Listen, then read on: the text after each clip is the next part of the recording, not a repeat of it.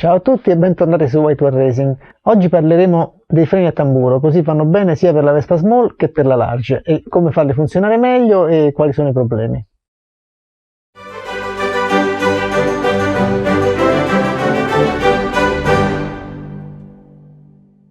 Eccoci qui con un motore, in questo caso un motore LML, ma è uguale a quello del PX, con le ganasce in mostra e il tamburo. Ora il freno a tamburo ha avuto un larghissimo impiego, specialmente in passato, sia sulle auto sia sulle moto. Progressivamente è stato sostituito dal freno a disco, che è venuto dopo, pur essendo più semplice e anche più efficiente. Il freno a tamburo lo vediamo qui sul motore Vespa in una versione elementare. In passato ce ne sono stati anche di molto sofisticati, con addirittura più ganasce, 4 ganasce, 3 ganasce. Le Alfa Romeo avevano 3 ganasce, o comunque con più eccentrici, in maniera da poter aprire le ganasce non solamente avendole fulcrate da una parte, ma in modo che frenassero entrambe nella stessa maniera. E quindi si è andati avanti complicando il sistema e avendo sempre però risultati molto meno buoni di quelli ottenuti con un freno a disco. Dunque, il freno a tamburo, almeno come ce l'abbiamo qui, è costituito dalle 2 ganasce fulcrate da una parte. Dalla parte opposta c'è il perno a oliva cosiddetto, che quando si frena apre le ganasce. Ora, in questo tipo di freno molto semplice le ganasce non funzionano allo stesso modo, ma ce n'è una che fa un compito, che svolge un compito marginale, e una che frena molto di più. Quale frena di più? La cosiddetta avvolgente, quella che tende a impuntarsi. In questo caso, essendo il senso di rotazione della ruota questo, la ganascia che tende a impuntarsi è quella superiore, perché il tamburo gira così e questo spigolo tende a impuntarsi, l'altra scivola sempre. Quindi quando la potenza frenante è scarsa, a parte i casi in cui ci sia dello sporco, delle polveri oppure dell'unto, come spesso accade, si può cercare di oppure le ganasce siano siano state surriscaldate, si siano indurite, ma se tutto quanto sembra nella norma, la frenata scarsa è spesso causata dal fatto che appoggia prima e con più forza sulla superficie d'attrito la ganascia che non punta, cioè in questo caso, nei casi dei motori Vespa, quella inferiore. Ora, come si può fare per ovviare a questo inconveniente? Bisogna fare in maniera che tocchi prima e con più forza la ganascia avvolgente, per cui o si lima un pochino la ganascia, chiaramente si lima l'alluminio e poi ci si rimette la battuta in ferro che danno in dotazione di quella inferiore, in maniera che spinga con meno forza e questa forza vada a vantaggio della pressione esercitata dal ferodo superiore. Oppure, a seconda dell'usura, si può inserire sotto alla battuta, chiaramente in questo caso di quella superiore, uno spessore per far sì che la potenza frenante sia esercitata in particolar modo dalla ganascia superiore. Io uso queste striscioline di rame che ho, guarda caso, di spessore 0,6, 0,8 e 1, perché sono gli avanzi delle guarnizioni di rame alettate per le teste. Guarnizioni, capita ora l'occasione di dire, che hanno suscitato in passato l'ilarità di altri utenti di vari forum, però poi sono state sdoganate dalla stessa Pinasco, che ora lo adotta sul kit per il T5. Va bene, bando alle guarnizioni, vedete tutti i ritagli di guarnizioni, questo non lo usiamo oggi, però da questi angolini si ricavano gli spessori. Ora, a seconda delle esigenze, insomma, si può mettere uno spessore sotto prima di piegare a dovere la battuta, e poi si piegano in questo modo. Chiaramente poi ci si aiuta, le estremità si piegano, ci si aiuta con un martello per spianarla, ma insomma poi è una cosa molto semplice, in realtà il rame è morbido, con pinza e martello si fa subito, ecco qui. Poi una volta montata si picchia così in maniera da spianare la battuta sulla parte piatta del perno oliva, in maniera che poi il tamburo possa essere montato. Questo escamotage, tra l'altro, permette di consumare fino a ben oltre la metà i feroti delle ganasce posteriori, perché, come avrete notato, il freno anteriore nelle Vespe riesce a portare molto avanti l'usura delle ganasce, mentre invece il freno posteriore richiede la sostituzione delle ganasce ben prima che si raggiunga la metà dell'usura del materiale d'attrito, per cui si buttano sempre ganasce in cui c'è 3/4 del feroto ancora disponibile.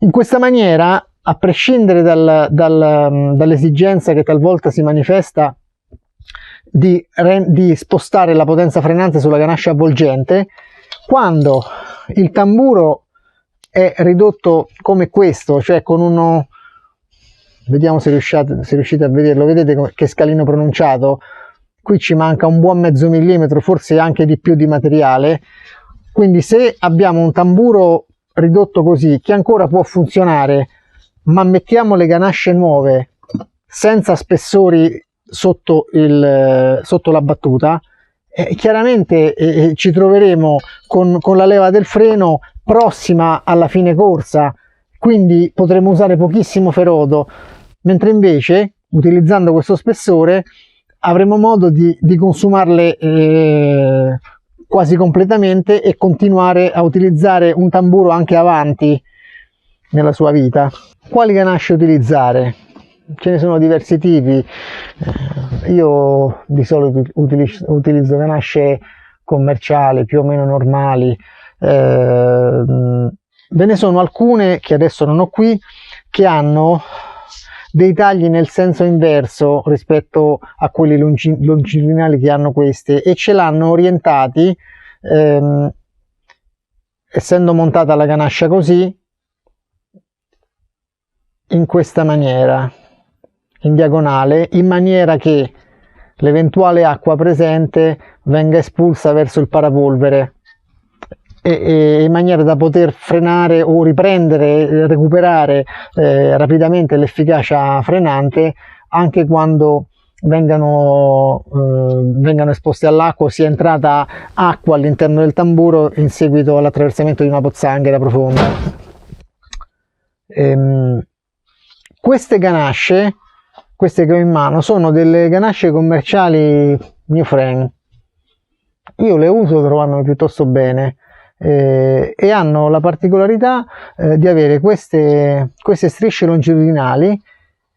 È una buona mescola a mio avviso, perché mi è capitato una volta, avevo messo a posto il motore della mia Vespa, avevo fatto un lavoro, aperto e chiuso il motore, però avevo fatto un errore, perché non mi ero reso conto di aver montato un tamburo di quelli adatti al paraolio interno, quindi col mozzo da 31,5 non rettificato, così che il paraolio da 30 è stato rapidamente rovinato dal mozzo.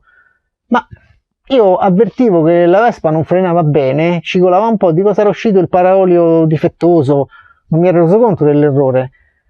La Vespa frenava pochino, però frenava, spingendo riusciva a inchiodare, e ho trovato le ganasce a bagno d'olio, eppure frenavano lo stesso, quindi da allora poi le ho continuate a usare, perché ho verificato così la loro qualità. Dunque, una notazione tecnica non proprio relativa al funzionamento del freno, però importante.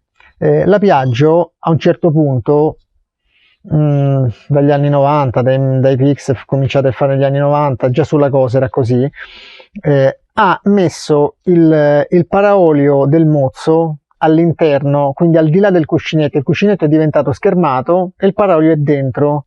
L'ha fatto per una questione di normativa uscita, per rispettare dei regolamenti che sono usciti, per scongiurare il pericolo che nel caso si rompa il paraolio, l'olio che trafila possa andare a bagnare le ganasce. Ottima cosa, con ricadute negative rilevanti, perché in questo nuovo modo il 1000 righe su cui lavora il tamburo rimane a secco. Quindi, se, come spesso accade, si allenta il mozzo, e si allenta non perché il dado si sviti, perché il dado non si può svitare perché è incoppigliato, ma perché cede leggermente questa battuta. Allora che cosa succede? Quando stringete il dado, questo stelo lavora come una molla durissima, quindi ha una deformazione elastica minima e tiene premuto con la forza di diverse tonnellate il tamburo sull'anello interno del cuscinetto. Se però cede minimamente questa corona circolare, il dado diventa lento, è come se si allenta tutto. Basta che questa pressione cali un po' e nel tiro rilascio il tamburo comincia a fare gioco sul 1000 righe, il gioco aumenta e in breve si massacra il 1000 righe del tamburo, che è più tenero di quello dell'asse. Ora però sostituire il tamburo è facile, sostituire l'asse comporta l'apertura del motore. Cosa si può fare? Perché la conseguenza è che poi quando il 1000 righe dell'asse è rovinato in maniera significativa ma non gravissima, è possibile rimettere un altro tamburo nuovo, però la Vespa normalmente frena a salti perché non si centra bene il tamburo. Quello che si può fare per cercare di limitare i danni è di montare il tamburo, farlo assestare avanti e indietro con qualche colpetto, così poi tenerlo con la marcia ingranata premuto come se forzando la ruota a ruotare indietro, perché poi l'asse tirerà in avanti e quindi rimane appoggiato dalla parte giusta, e cominciare ad avvitare il mozzo in questa posizione. In questa maniera si centra un po' meglio. Certo, poi il motore va aperto. Un'ultima cosa, e questa di nuovo di carattere generale, come ho fatto all'inizio con una brevissima spiegazione sul freno a tamburo e sul fatto che è stato usato prima dei freni a disco. Il freno a tamburo teme l'acqua e quindi teme il bagnato e con effetti contrari teme l'umido, nel senso che col bagnato non frena per niente, quando è appena umido frena esageratamente. Attenzione al freno davanti, perché come molti di voi avranno sperimentato, si cade, specialmente quando si passa dal bagnato all'asciutto, oppure quando in una giornata di pioggia non si usa il freno davanti, però l'umidità rende le ganasce particolarmente efficaci, anche perché si forma una patina di ossido sulla parte interna del tamburo che è ruvida, quindi il bloccaggio è assicurato. Pelare il freno per evitare di guardare troppo da vicino la strada. Se ti è piaciuto il video, lascia un like e condividilo con i tuoi amici. E ricorda, White War Racing non è un'officina, ma un'associazione sportiva dilettantistica che prepara motori solo a fini sportivi e solo ai propri associati.